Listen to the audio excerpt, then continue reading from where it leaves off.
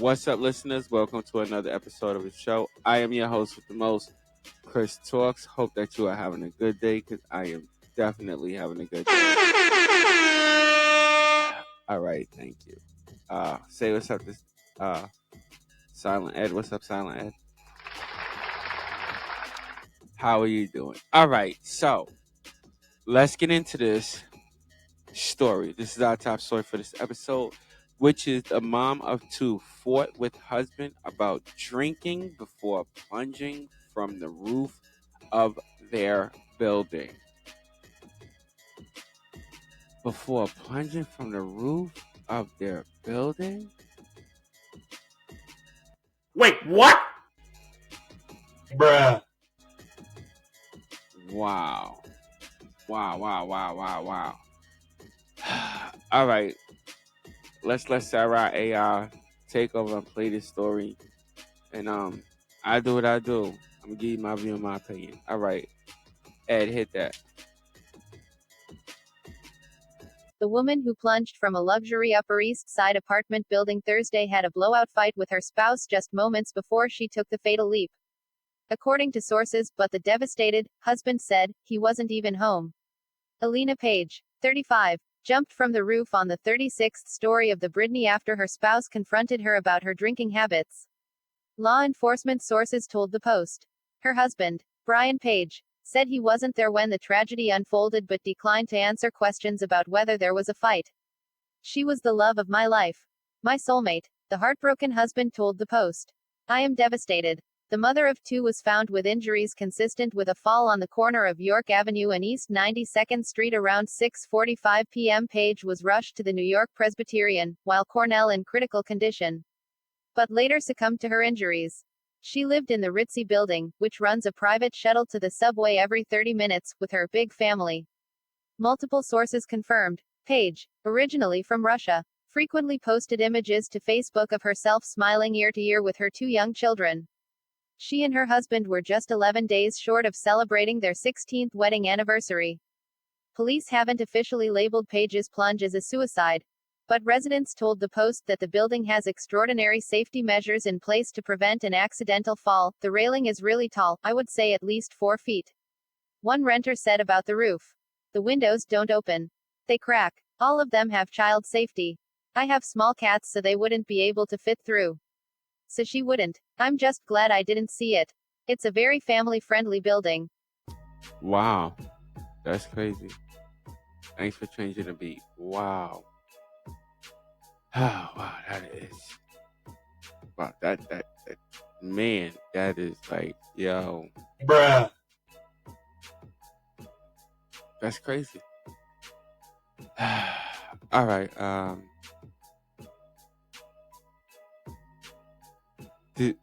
me and the staff here at Chris Talks, we want to send our condolences to this family. Can we drop a church bell for them real quick? Can we drop a bell for them?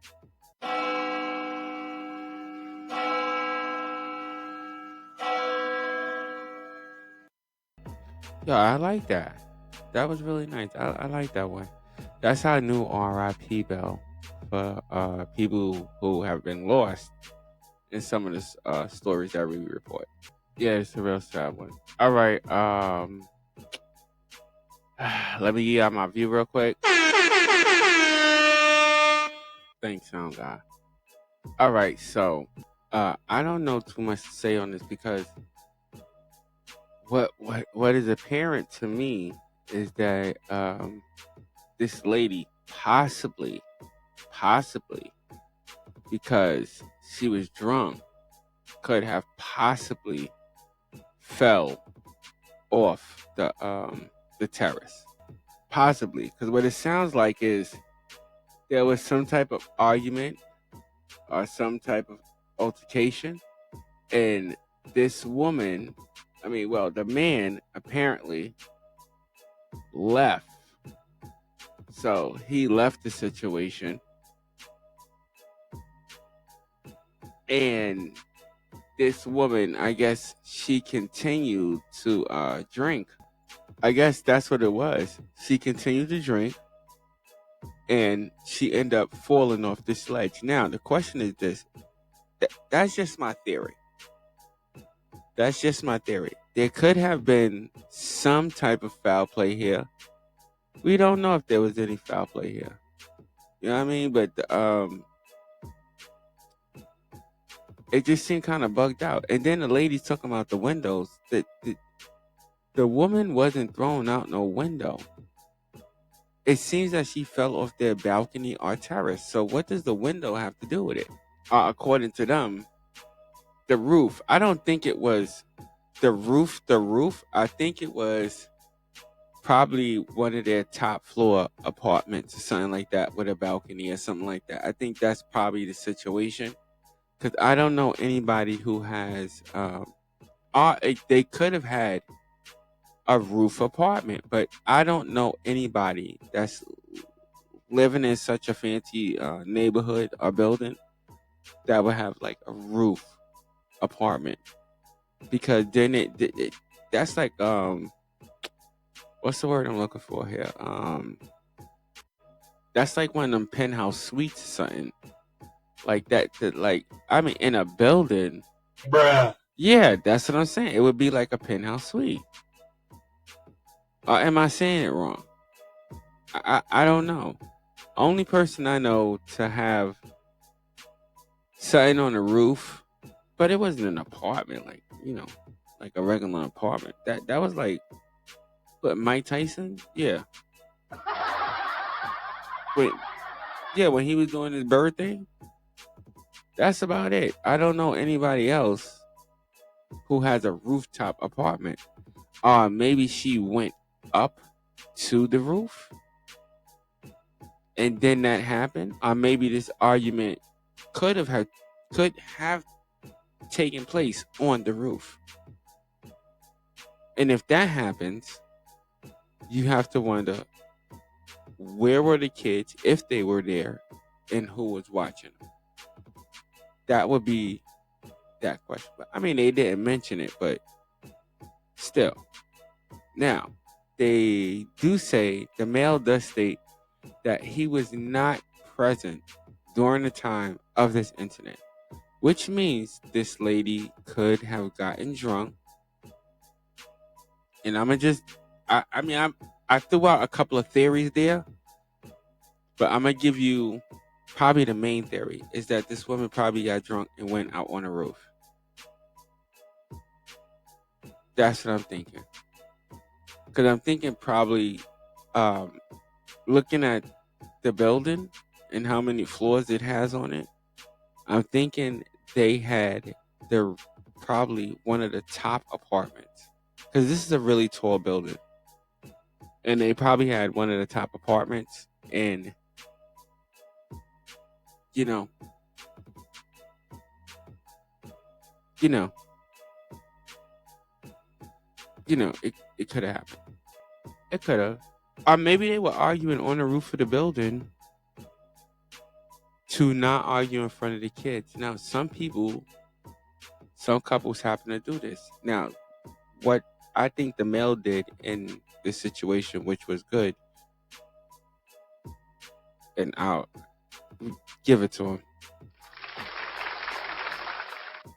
is that he did walk away from the situation. So he wasn't present during the situation. He walked away from the situation. Now, a lot of people, they don't walk away from the situation.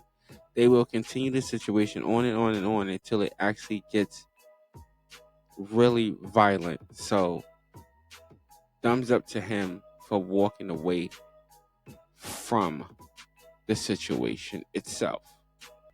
Now, one of the factors that I do want to point out in this situation, is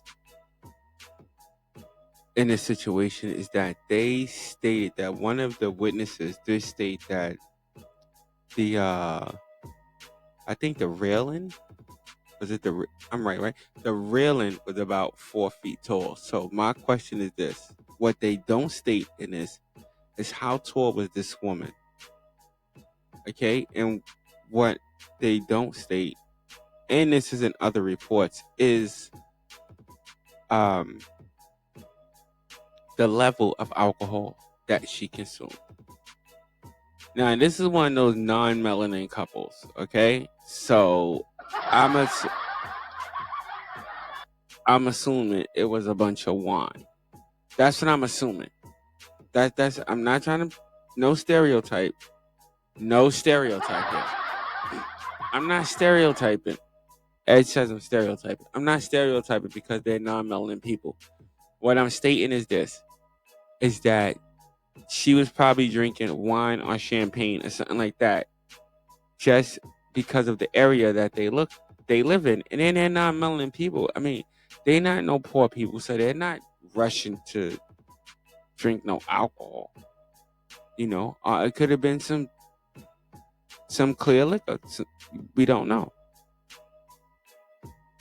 Only thing we know is that the husband approached his wife about her drinking habit.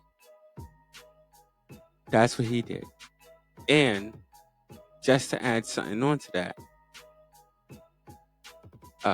one more time, yeah, because he was trying to help his wife, which is, to me, a very good sign of his love to her. I don't know how many of my listeners out there drink or are alcoholics, but in this situation, this man really loved his wife. He was trying to help his wife with something that she was struggling with. You know what I'm saying? And arguing, to me, it's not the best form of dealing with it, but it is one of the forms to let your spouse know that you actually care about them. Because if you didn't, it's just my opinion, if you didn't, then you would let them do whatever they want. You wouldn't care if they ran out. You wouldn't care. But this man chose, he saw a problem, he wanted to help. Maybe he went about it the wrong way of trying to help this woman, but he did still try to help. So yeah, I'm gonna give him that. And when you're dealing with people, and I'll say this, when you're dealing with people, and I've dealt with it, and I know some of my listeners have dealt with the same issue. When you're dealing with people who are addicted to drugs, to any drugs, it don't have to be alcohol. Okay, it could be any drugs. But when you're dealing with people who are out there and they are addicted to drugs, it is very hard to help them because of their addiction. Even when you're trying to help them, like a lot of people go to rehab. Come on, let's be honest. A lot of people go to rehab and they'll do rehab 4, 5, 6 times, 3, 4, 5, 6. You know what I'm saying? They'll do it multiple times. But the part of that is the reason why I think sometimes the reason why they relapse is because they go back to the same people. But the reason why they go back to the same people or the same drug is because they're looking for that same support system. You see what I'm saying? They're looking for a support system. Not the same, but a support system. And when it's not there, when they really need it, sometimes they drift right off, right back to the drug because the drug is always there. It's always going to be there. You know what I mean? And I'm not trying to get nobody to go back to doing what they used to do. I'm not trying to tempt nobody. Don't take it the wrong way. Don't do it. If you've been clean, you stay clean. Don't you go back. Don't you do it. You better put it down. Don't you do it, God. Don't you do it.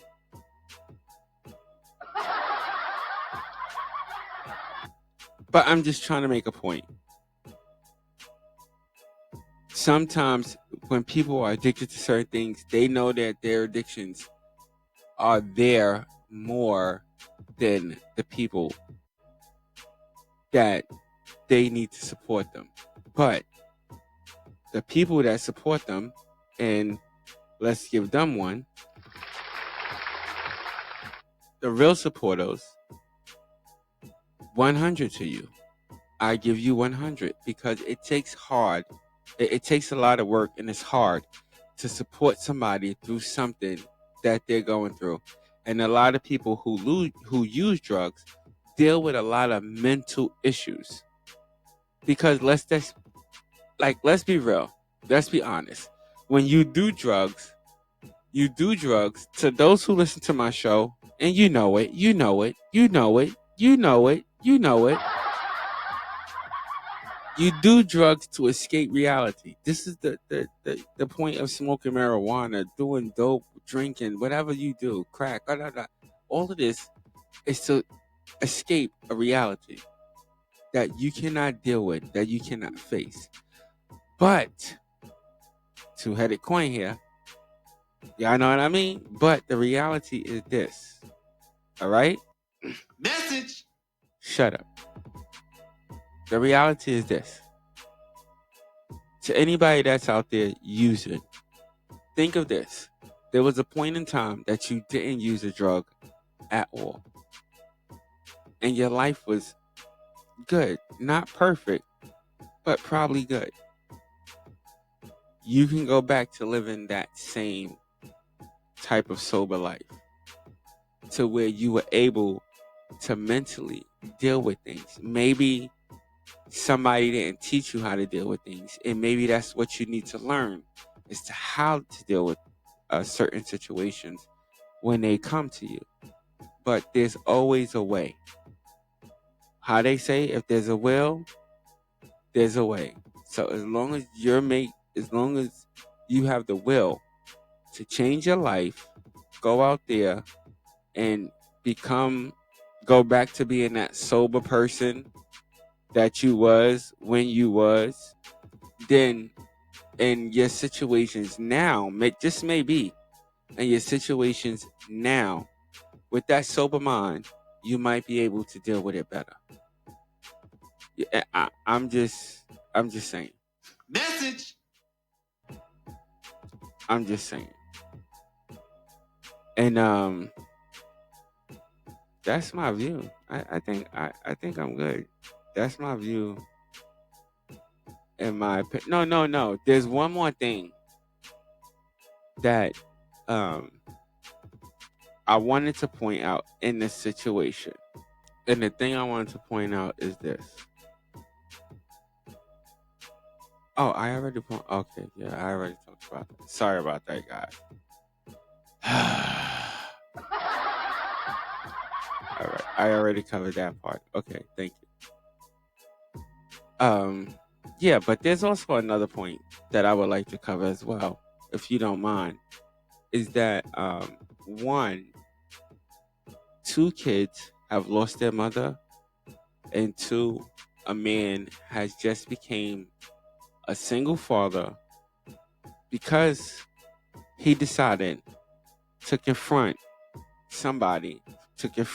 his spouse on her behavior and her addiction.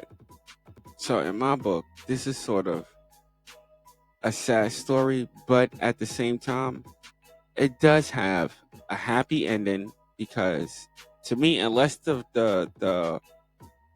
unless they can find something to charge the father with, these kids still have a chance in their life because they have their father in their life. All right, and that's my view, and that's my opinion on that topic.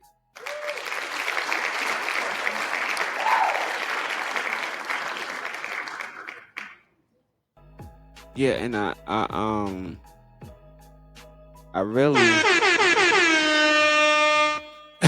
yeah, I wish this family well. They have they had a loss, but I really wish them well because some families they don't end up with a father. You usually it's the male, you know what I mean? But it is what it is. All right, ladies and gentlemen, let's pay these bills. All right, check it out. If you like this content and want to hear more of it, you already know what to do. Hit that subscribe, like, and notification button so you know whenever I post up a video, you be the first one to hear it. All right. So check us out on our other social media platforms. You can check us out on Facebook where we post up motivational and spiritual content to help you through your day. You know, just a little kicker just for you through your day. Yeah. What else am I supposed? Oh, yes. Also, if you are out there and you want me to sponsor something on the show, DM us. Yeah, DM us and let us know, and we'll see what we can do for you. All right. So the bills are paid. Ed, get out of here. Get out of here. Get out of here. Yeah, I know what it is. See, I don't like. See, let me tell my fans something about this little Caucasian guy that's up in here about 4 foot. Yeah, I ain't gonna do it. I ain't gonna do it. I ain't gonna do it. All right, folks. Listen, I want to thank all my listeners for tuning in. You could have been anywhere else in the world, but you are here with me, and I so appreciate that. Also, stay blessed and not stressed. Until next episode, folks. I see y'all later. All right, peace out.